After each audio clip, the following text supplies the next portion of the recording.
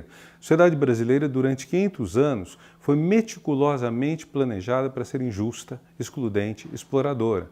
Ela é um caso de sucesso na injustiça, na exploração e na exclusão. Não é por acaso. Então, quando você muda uma coisa nisso, a tendência é o sistema recuperar essa coisa e absorver. E pelo fim da corrupção no Brasil, eu voto sim! Eu voto sim! Sim! Sim! Sim! Nós votamos sim! E quem vota sim, coloca a mão pra cima! Coloca a mão pra cima! Então eu achei aquilo uma coisa absurda, cada um tinha um número de segundos explícito e naqueles segundos eles fizeram um episódio que demonstra exatamente o tipo de Congresso Nacional que nós temos. Apesar disso, eu estava mais preocupado com o resultado da coisa do que com o show.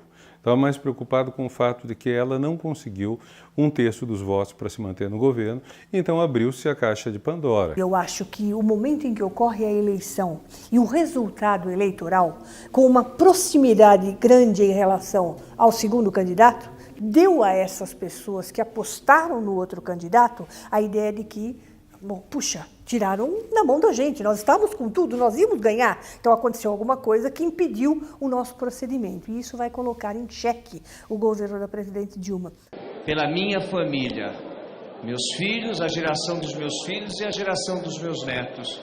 Eu voto sim ao impeachment, senhor presidente. Sim. Sim! Sim! Sim! Sim. Sim! Pela memória do coronel Carlos Alberto Brilhante Ustra, o pavor de Dilma Rousseff. Meu voto é sim!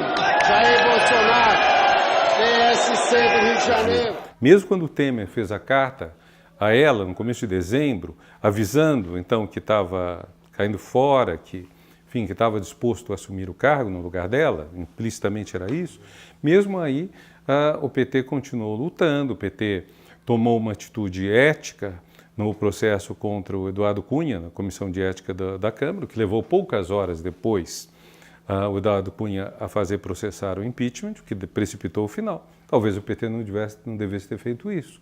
Mas, enfim, era uma situação muito difícil, escolher entre a ética e a sobrevivência. Então, seria a mesma coisa com a presidente Dilma e qualquer outra pessoa que tivesse uma leitura progressista e uma leitura de inclusão de parcela significativa da sociedade brasileira nos seus direitos efetivos. Tanto que o que veio depois, após o impeachment, é todo no sentido de você retirar esses direitos sociais da população brasileira. Quem perdeu foi a classe baixa, né? A classe alta comemora até hoje, vista que o Brasil só está definhando mais ainda. Infelizmente, vamos até onde com esse governo que nós temos hoje. As pessoas mais carentes atingiu mais bruscamente, porque eu sinto que os governantes eles querem mais ajudar quem tem dinheiro e não quem precisa realmente. Então eu sinto que eles estão ajudando mais as empresas, dando mais visibilidade para elas do que para quem precisa.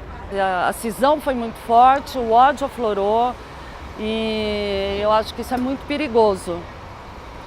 Mas é uma consequência e a gente vai ter que provar que as coisas não funcionam assim numa democracia. Então nós temos uma sociedade que levou a polarização ao ponto em que uma pessoa insulta a outra sem pensar que isso pode desfazer uma amizade, pode fazer uma ruptura dentro da família. Então esse racha da sociedade, que atinge até a estrutura familiar, é uma coisa que é do nosso tempo, né? Então nós estamos vivendo uma onda conservadora de fato. Precisamos entender e enfrentar isso com todas as letras. E ao mesmo tempo que você tem esse tipo de atuação, você tem um planejamento meticuloso de quem deu o golpe. Sabe? Quer dizer, passo a passo a coisa está sendo seguida. Quer dizer, mesmo a exclusão do Lula foi cuidadosamente efetuada. Ou seja, há uma identificação entre ele e a maioria da população brasileira. Então, o pior demônio que possa acontecer para estas elites conservadoras é imaginar que novamente o presidente Lula sairia vitorioso. E o pior é que sairia mesmo. Em sendo candidato, é dele e ninguém tasca. Não tem o que falar. Só se ele não for candidato, não deixar ele se candidatar. Quer dizer, parece que tudo foi feito para chegarmos a essa situação. Então é um pouco como o ciclo se fechasse na direção dos próximos 4 anos.